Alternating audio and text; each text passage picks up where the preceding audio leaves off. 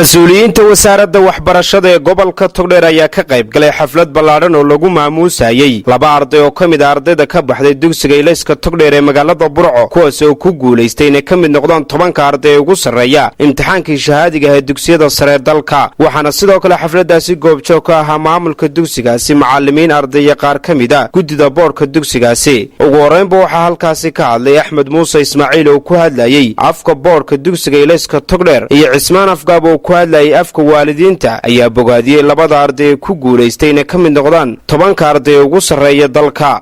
waxaan sidoo kale ammaan iyo hambaliyo u soo jeedinayaa guud ahaan ardayda dugsigan dhigata dugsiga Ilayska Togdheer oo runtii kaalin dib u soo ceshatay ay horeba ugu jiri jirtay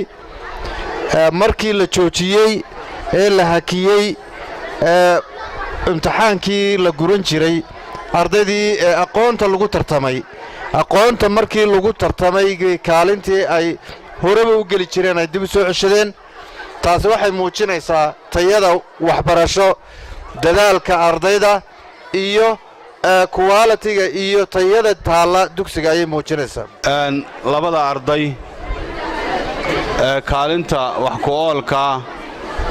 gobolka iyo dugsiga Ilayska Togdheer Somaliland ba ka galay iyagana si gaar ah ayaan u bogaadinayaa kaalintaasi ay soo hooyeen ay dugsiga u soo hooyeen gobolka u soo hooyeen qaranka ka soo hooyeen Mustafa Maxamed iyo Amaal Sheekh Mawlid wixii macallimiin nooga baxay maasha lagu reeyay wixii muhandisiin nooga baxay maasha lagu reeyay madax talisa miisaan nin leh iyo maahir lagu eerto muralaawo miigana tacliin magana Soomaha magaalada Hormuud buu yahay muran la'aaneede ka mabsuuda idinka mulkii magacii weynaaye sibadeennana maanta waxay daaran tahay inaynu ku maamuusno labada arday ee guusha u soo hooyay iskuulka labada arday oo ka mid noqday 10 ugu sareeya dalka Mustafa Maxamed Jaamac iyo Amaal Sheekh Mawlid Axmed oo ahaa labada arday nasiibka u yeeshayna kamid noqdaan 10 arday ugu sareeya imtixaankii shahaadiga ah ee dalka ayaa ka dareen celiyay guushii ay ka soo hooyeen imtixaankii shahaadiga ah ee dalka ilaahay noo ogolaaday inaan guushaas iskuulka iyo nafteeda u soo hino sidoo kale waxaan maadnaqayaa dhammaan maamulayaasheeda iyo macallimiinta intana soo baraysay waxaan leeyahay aad iyo aad u mahadsantihiin alxamdulillah waxaan hambaliyaynayaa iskuulkayga Ilayska Togdheer oo guul weyn ka soo hooyay imtixaanka shahaadiga ah hambaliyo iyo bogaadin iyo dhiirigelin aan u soo jeedinayaa labada arday ee kaalinta wax koolka ka galay natiijooyinkii imtixaanada shahaadiga ee sanadkan labada arday oo galay 10 ugu sareeya dalka waxaan leeyahay hambaliyo ee ka wasaarad ahaan iyo ka shacab ahaan reer Burco waxaan leenahay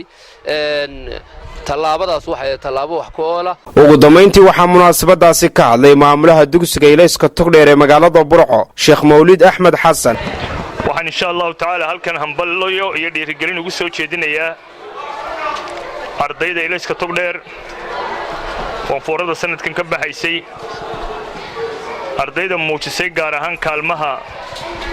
kaalinta tobnaad iyo kaalinta toddobaad ee tan tobkii ardayda Somaliland oo dhan Mustafa Maxamed Jaamac iyo Amaal Sheekh Mawlid Axmed Xasan hambaliyo gaara kaalmihii ay u soo hooyeen iskuulkan Ilayska Togdheer ugumay soo hooynin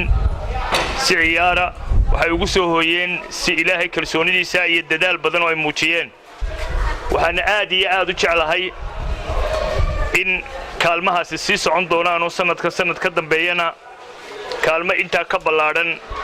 aanu rajaynayno si sanadii horeba ay noogu bilaabmeen kaalmahaas wa Maxamed Ibrahim British TV-ga qaranka Somaliland Burco.